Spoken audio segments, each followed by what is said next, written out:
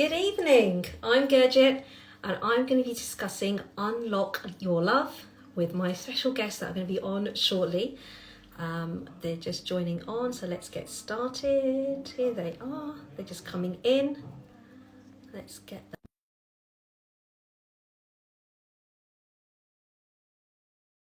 Unlock Your Love, and I have two amazing guests that are going to be joining us to share not only their journey, but inspire you guys. Hello. Hello. Hi, Avnish. How you doing, Gurj? You well? I'm good, thank you. Yourself? Yeah, good, thank you. Cool. Are we waiting for Anita or? Yeah, she's yeah, we're doing a relationship seminar, so can I say typical woman running behind schedule? That's not true. That's me. I was a few minutes late. She is as well. She leaves everything to last minute. Oh, She's worse than me. So yeah, we've got a real relationship. That's the key. that is So the key. yeah. Well, So welcome. no, thank you. And so yeah, she'll be now running around trying to get onto this and doing last minute things. So I just breathe. Here we go. You, Mentioned almost.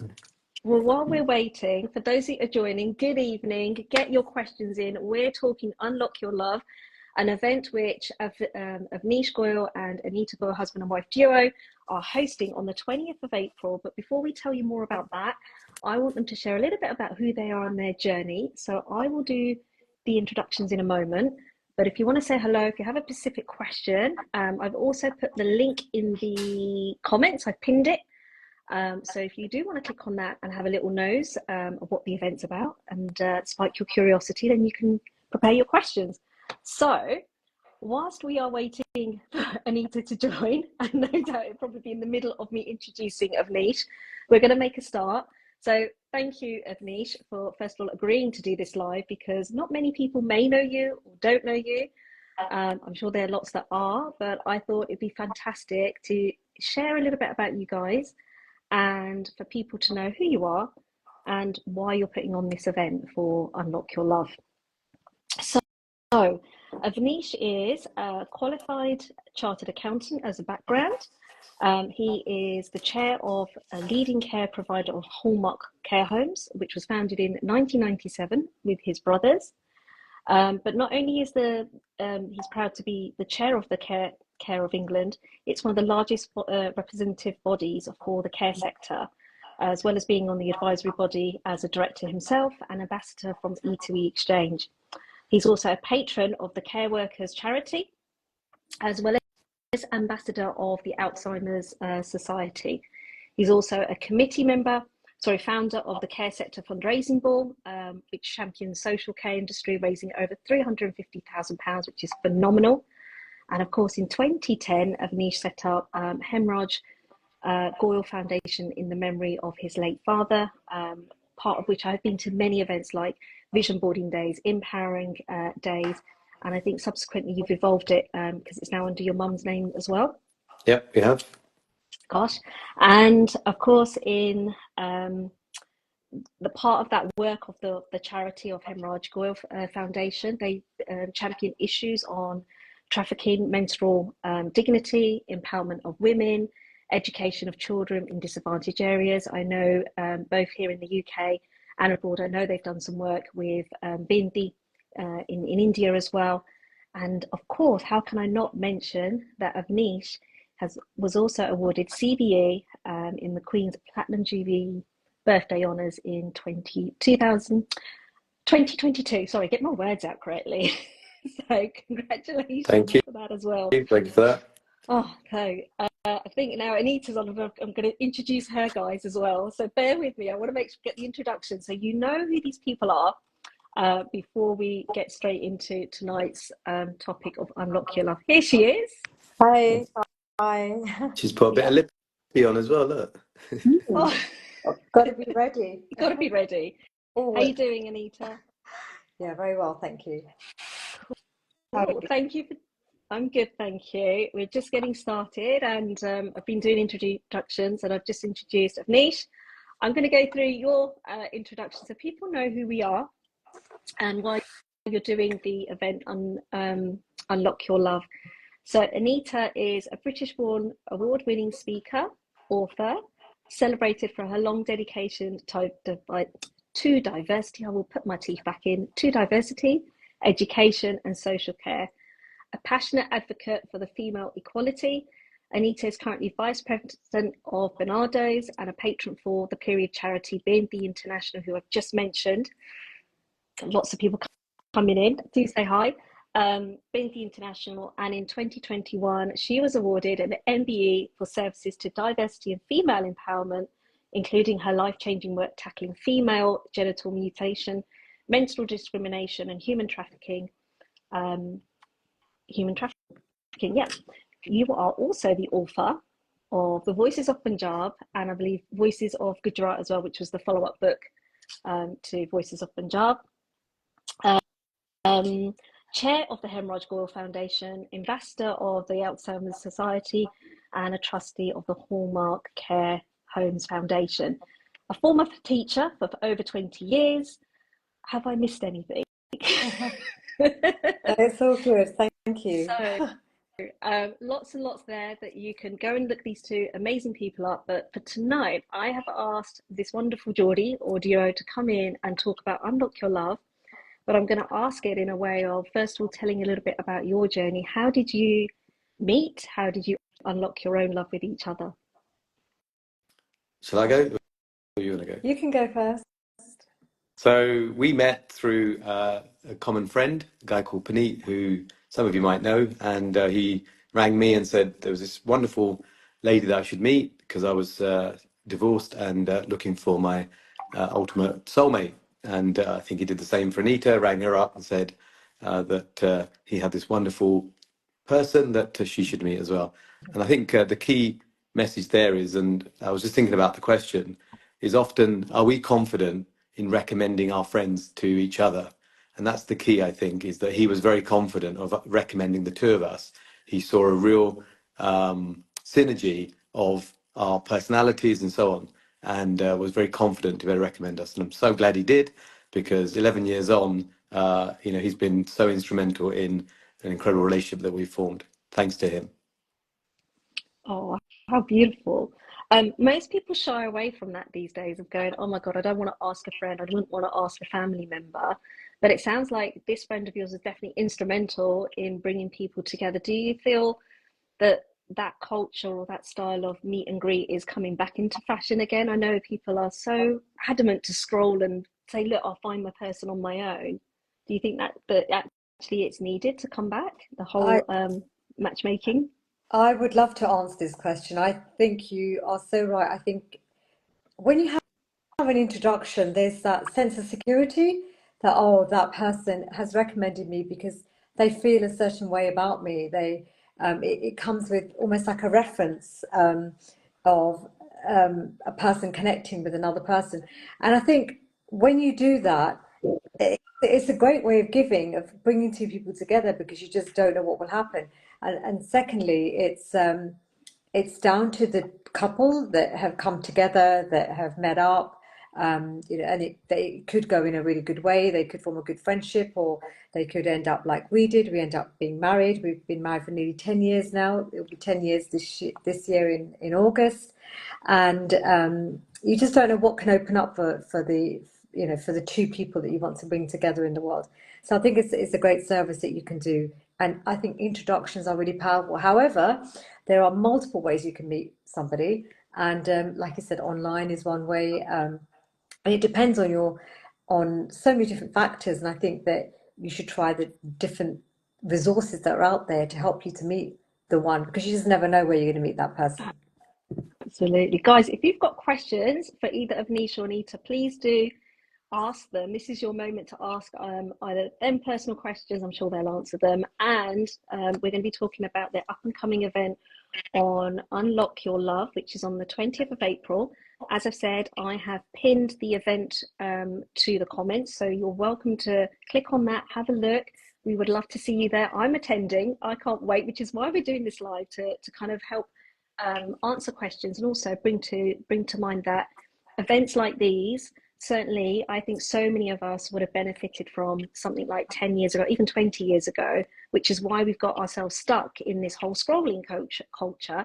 But not only that, what I absolutely am looking forward to about this event is this amazing couple have been married 10 years and they have got so much wisdom, like we all do, but I should have got more wisdom, but they're willing to bring this to the table, or should I say, bring this to the forefront, and share it with us. And it's not just aimed at singletons, it's aimed at married couples as well. So tune in, guys, if you're listening. So yeah, I would love to know, first of all, when you say when you came together 11 or 10 years ago, what were some of the things that you probably had to, I guess, learn from your previous marriage, but bring to this marriage as either overcome or adapt very quickly? Yeah, I Because think, obviously it's not the same person. yeah, no, totally. I think for me, I think did a lot of learning, a lot of growing in my previous relationship, and I was absolutely looking for that right person second time round. And it is a minefield when you're back on the shelf in your mid 40s. But I think the key thing is when you find the right person. Well, the first thing is, how do you know that's the right person? I think the key here is looking at alignment, looking at your vision, looking at your values, and I think we soon started to see that we had lots in common, and we just started to build on that. And for me, it's the best relationships, I think, are where you have aligned visions. You're going in similar directions. Doesn't have to be the same, but you definitely don't want to be going in opposite directions. Otherwise, that will pull the relationship apart. So, and I think over that period of time, we've enrolled each other in the things that we're both interested in, and we've inspired each other. And I think that's makes a huge difference where you're enrollable in coming together to do things. And for us, a lot of people say, "Oh, how do you work together?" I mean, I wouldn't have it any other way personally. I think it's such a joy when you find the person that you want to be with. Why wouldn't you want to be with them like all the time? I know it sounds really odd. A lot of people say, "What do you mean all the time? That sounds crazy." But for me, I've been with Anita 11 years now, and I can honestly say there's not been a moment when I've thought I need my space. Now that maybe I'm just a freak or I'm just different, but it's just kind of the relationship I've kind of created is that I just love being with her. And I'm going to let you answer now, Anita. Oh, thank you, Avnish. Maybe as a woman, it's a little bit different when you say, "Oh, I need my space." I sometimes do need my space. I'm going to be very honest. But I think it's just to renew and just to rest, and just to have that quiet time so that I can either read or do my own individual things. But there's so much that Avnish and I do together because our temperaments are quite similar. So it really helps us, progress in the relationship. We're also really aligned. We are very clear about what we want in the relationship. So we know that when things aren't working out, when we're in a conflict, which is very rare, we will very quickly make sure that we have our repair attempts accepted by each other, and that we are back on track very quickly so that we can reset and carry on with the relationship, because the vision of the relationship is really important. And when that's at the heart of everything, it drives your entire life. Because when you're in a good, happy, healthy, or great, happy, healthy relationship that's transformational for both of you, that's where the magic is. And that's where you lift each other and you encourage each other, when you're each other's champions, when you're each other's best friends, as well as being intimately attracted to each other, and experiencing the best of life has to offer. And together, it just opens up a whole new world to you, and you see things differently, and you're happier as a person as well. Yeah. There's so much data and studies out there to show how the health and well-being of people is enhanced if you are in a healthy relationship or even in a marriage. So yeah, that's the kind of things that we're so aware of, and having those moments of self-awareness. There's so many quizzes you can do out there. There's so many things you can do, tasks, habits you can create that can really help you to ensure that you're transforming your relationship every day in a positive direction, in a great direction, and not deteriorating or disintegrating, or to a point where you're planning your escape. Yeah. So there's so much in it, and I think a lot of it is down to you as an individual. What Yeah. do you want? Why do you want it? And what's your vision for the relationship? And you can create great relationship plans And that's what we hope to do on the 20th of April with people who would like to come, especially couples, and singles are welcome too. So we can teach some of those tools and techniques to everyone so that they can have the great marriage that we have. What are, would you say, some of the successes that have helped you along your journey? Like, so I know you talked about the communication, the repair attempts, but if there were one to two tips that you would give someone of going, actually, you know, the three that I always say in the middle of argument, stop interrupting your partner, you know, don't invalidate them. And thirdly, the hardest one I always find is to listen. You know, those are some of the successes I would say that I now build on with anyone, not even just with my partner, but with family as well, that they're the kind of things that makes the relationship easy to repair, you know, once you've had an argument with someone. What would you say for yourselves, you know, one to two things that has made relationship the second time round, say, easier? I think the key is, what is it you want? What do you want from your relationship? Most people, I don't think, know really what they want, or they've got low expectations. They haven't got the right role models around them. And I shared like a little story around how you've got to continue to learn and grow in a relationship. So early on, I remember Anita was upset with me one morning. I was getting ready for work, and I could see that she was really upset. And I said, "Darling, you look upset." And she said, "I am." Or she might say something like, I'm okay, you know, like I'm fine. And you know when fine is That not one, fine, fine. right? And I said, no, you know, there's something wrong. And she said, well, you should know. And I was like shocked. I said, I don't know. She said, apparently something had happened the night before, and she'd held on to it. And I said, don't know what it is. She said, you should know. And I was like, oh, and I racked my brain. I racked my brain. I could not think what I'd done wrong. And I said, I don't know. And I said to her, I'm not leaving. I'm not going to the office until you tell me what I've done, so I can like sort it out. And for a little while, she wouldn't tell me. She expected me to know, and eventually, she told me what it was. And I kind of not even remember what it was. And Anita, if you can remember, I bet you can't even remember now, but because it's so trivial, probably. But she told me what it was. We made up, and I can honestly say, 11 years on, you've never ever said to me, you should know why I'm upset, and got really angry about it. So that was and that's the thing. I think we make mistakes in relationships, but I think the key thing is to go, right, we've learned something here. Now, am I gonna, and I think ego is the enemy for sure. Mm, And that's what gets in the way of most relationships is ego. We both have egos, and we both know when they're getting in the way of love, because you can't have ego and love really functioning at the same time. yeah. So I know for me, the moment I lower my ego, I can let the love in, and Anita knows, I think similarly. You can share some thoughts as well. Yeah, I agree with you, Avnish. Like, as a feminine woman, I'm very feminine, and I think I sit comfortably showing my femininity. And I actually thought, with a feminine mind, I was probably a sea of emotions where I actually thought, no, you should know why you're upset, why I'm upset with you. But what I get to see is that the masculine and the feminine minds are so different. Yeah. The brains are so different in men and women, or just sorry, masculine, feminine energy, Yeah. and it's being aware of that as well. So yeah, I think for if there's any tips I can give, it's about establishing who you are in the relationship. What is the possibility of a relationship? So what kind of positive traits, what good characteristics can you bring into your relationship that I think will take you a long way, so that when you do have challenges and difficulties, you have an emotional bucket that's full of love and it's overflowing. So that when those, I mean, they call it a 20-to-1 Yeah. ratio of 20 positive, one negative.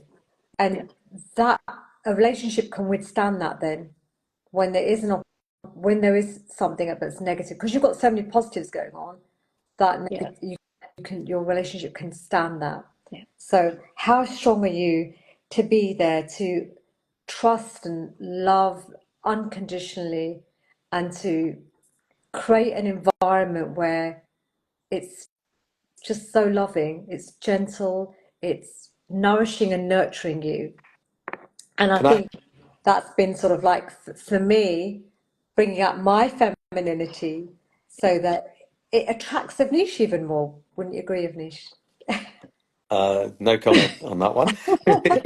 Of course it does. Absolutely it does. I'm just blushing here. Um, but I think oh, I forgot what I was going to say now. I had this profound comment I was There going to you make go. around. She has that effect. It's Yeah, the feminine power of niche that's made you forget. That's what it is. Yeah. yeah. It might be my dementia that's coming. Oh, bless you. Don't say Hardly. She remembers um, everything. yeah, I completely forgot. I think yes. I know what I was going to say. In terms of is in a relationship, we often become the correction machines of each other. We're like there to correct each other constantly, looking for fault, finding fault, point scoring, right? And of course, we have our moments when we do that. Yeah, when Yeah. Anita's late for things, I sometimes will have a little point score with her. Ooh. But mo- like now, see, Yeah. we want to, yeah. But mostly, we are each other's champion, and I think that's where most relationships go wrong. When where I see it in, when we're out with friends and stuff, where they're picking on each other. Oh, you did this, Yeah. you did that, da da da. Whereas we're champions for each other. Yeah. We want to elevate each other, so we look for the good. Yeah. I mean, Anita will confirm this. Like, not a day goes by with me acknowledging Anita, complimenting her, telling her how much I love her, and so on. It's just that, it's not even a habit. As in, it's just a habit. It just happens. I don't have to think Yeah. about it, and there's no position about it. There's no like, if I say I love you, she's going to take advantage of me, or she's going to think I'm stupid, or blah blah blah. All this noise that goes on, And I think the more you champion each other, the more you promote each other, the more you want to do for each other. Simple Yeah. as that, I think. Absolutely. It's either you're watering the garden or you're drowning it. It's one or the other, like the drought or the watering of it. I was going to ask that for most people that are tuning in and thinking, hang on a minute, I don't want to be telling my partner I love you every 5 minutes. I don't want to have to keep validating you. Isn't that more of the same? I think what we're trying to distinguish here is not about validating your partner or making them reassuring them. That's the word I was going to use. It's not about reassuring them, but it's about affirming your relationship. It's Yeah, about, totally. If I can just right? jump in there, I do not, Yeah. Anita doesn't need No, validating. no. I just can't stop saying it because I feel it. So I don't hold back on my emotions that are inside, and I'm not positional. I'm not playing any games with her, trying to like, you know, be strategizing about, well, I'm not going to tell her that because then she'll make me put the bins out, or she'll do this, or whatever it might be. Often we play these games with each other. Yeah. There's no games here. It's just like pure love. Let's create that love. Everyone can do it. If we can do it, everyone can do it. Yeah. Yeah. It's like And when you put this, sorry, go on. Then you go. so, sorry, it deepens your connection, your commitment to each other as well. If you cultivate these healthy habits in a marriage, we want our children to have healthy habits when we're raising children, for example, and we make up all sorts of stuff in the way that our children can have a healthier lifestyle and a healthier, happier life, but we don't always do that with our partner. So Yeah. by turning to your partner, reducing intimacy leaks, or not having any intimacy leaks, really, your partner can be your best friend. Yeah. And you can have lots of friends, but your partner is where all your intimate stuff happens.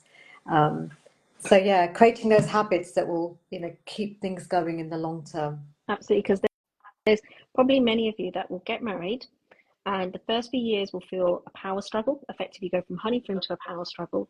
And what I call it's when you're, finish throwing sticks and stones at each other. If you haven't started to build up that resentment, when you get to a point when you then only focus on the children, and after the children gone, many of you go, "Who are you? And who are you?"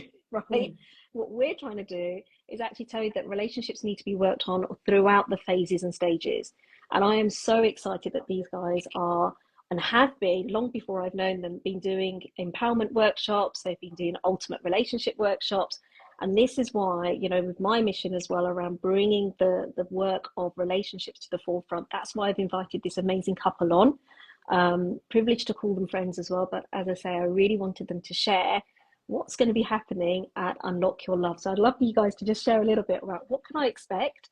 What can anyone expect, whether they're coming as a singleton or a couple?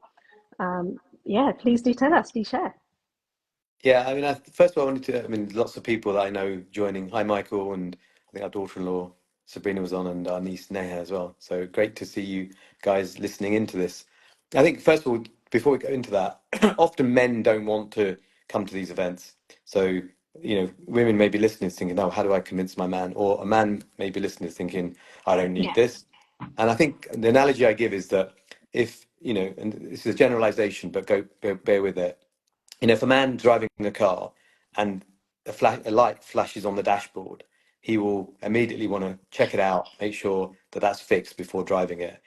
When his partner comes home and he looks at the car and says, "What are you doing? There's the lights flashing on the dashboard." She says, "Oh, I thought it should be okay." And the guy's going freaking out. Now, most couples will relate to that. Yeah. However, what happens in a relationship is that the warning lights may be flashing, the woman is flashing the warning lights, but the man in this instance can't see it. So it's a bit of role reversal. And I think Yeah. this is the analogy I'd give to any men listening, is there may be some warning lights in your relationship, you're just not seeing them. And I would say just check, because in any relationship, like a vehicle, it needs a service, it needs looking after, it needs nourishing and nurturing. Otherwise, things break down. So that was the first thing. And I think in terms of the first bit, and I'll talk about the first bit, what we look at is your blueprint of love, first of all, is how, how have you grown up, and what's your relationship? What were your parents like? And what's your relationship to love? Because when you discover your blueprint, it gives you clues. You're a bit like a detective in your life. You get to see, why is it that you push people away? Why, where does that come from? Why is it that you feel needy or dependent? Why is it you say certain things or do certain things? Yeah. So you start seeing, is there a pattern of behavior here? Where is that coming from? Because once you start identifying that and see what your blueprint is, then it gives you access into, I do that because, then you start having access to change. And Yeah. that's where the transformation lies. Anita? Thank you, Avnish. Yeah, so there's so many elements to this. Avnish and I have joined a platinum partnership with Tony Robbins. We also recently did a relationship seminar. So we're always working on ourselves as well. And we like to bring and share with the community even more things that we've learned, especially around the masculinity and femininity. So I'm quite keen to bring forward to women about unlocking their divine femininity, looking at things around S Factor, which is by Sheila Kelly, and also the work of Jaya around erotic blueprints. So there's lots of new stuff that we're going to introduce people to and share our own experiences of this as well, and how it plays out in our life, in our relationship. We're also really fortunate. We've got Morella and Ian Spears, who'll also be joining us. Morella runs the Global Woman, Yeah. and she is going to bring her in-depth knowledge of psychology to us all. And I know that Avnish and Ian are going to do a section on masculinity and how that can be really positive in a relationship. I think it's going to be an awesome day with lots and lots of different examples and different personalities. And we're going to really explore, so like Avnish said earlier, being a detective of your life, really having that self-awareness. What can you do to transform yourself and transform your relationship? And can I just say, the homework from the S Factor, men, if you're listening, when the women do the S Factor stuff and the women come and do their homework, it is incredible. I will not say any more, but it's what all men want, in my opinion. There you Yes. go. This I masculine think man.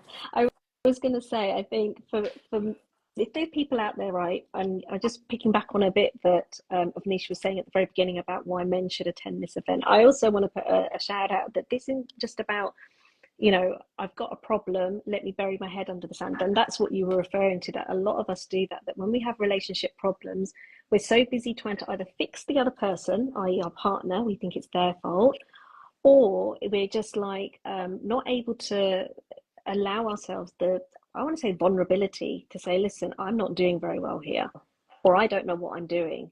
And this is why workshops like Unlock Your Love and some of the things that I do are there to guide and help you, right?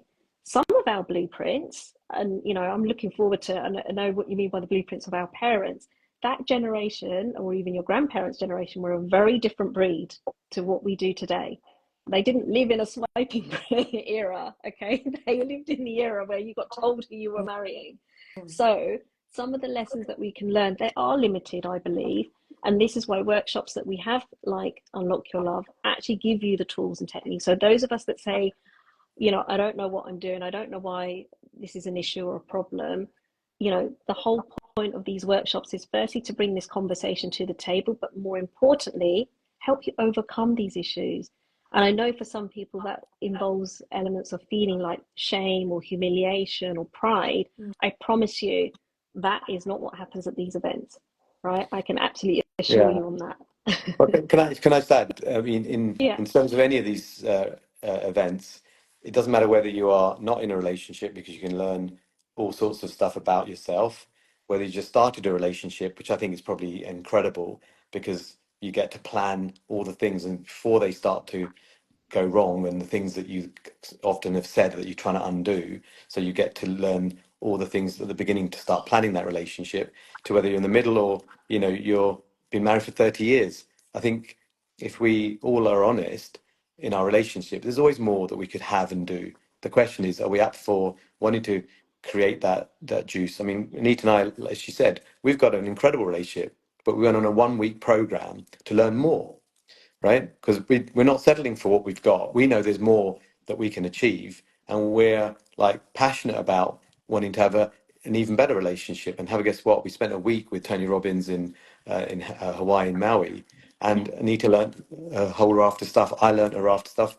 We've deepened our relationship even further, and there's more joy, there's more juice, and there's more excitement, and more tools for us to also teach others as well.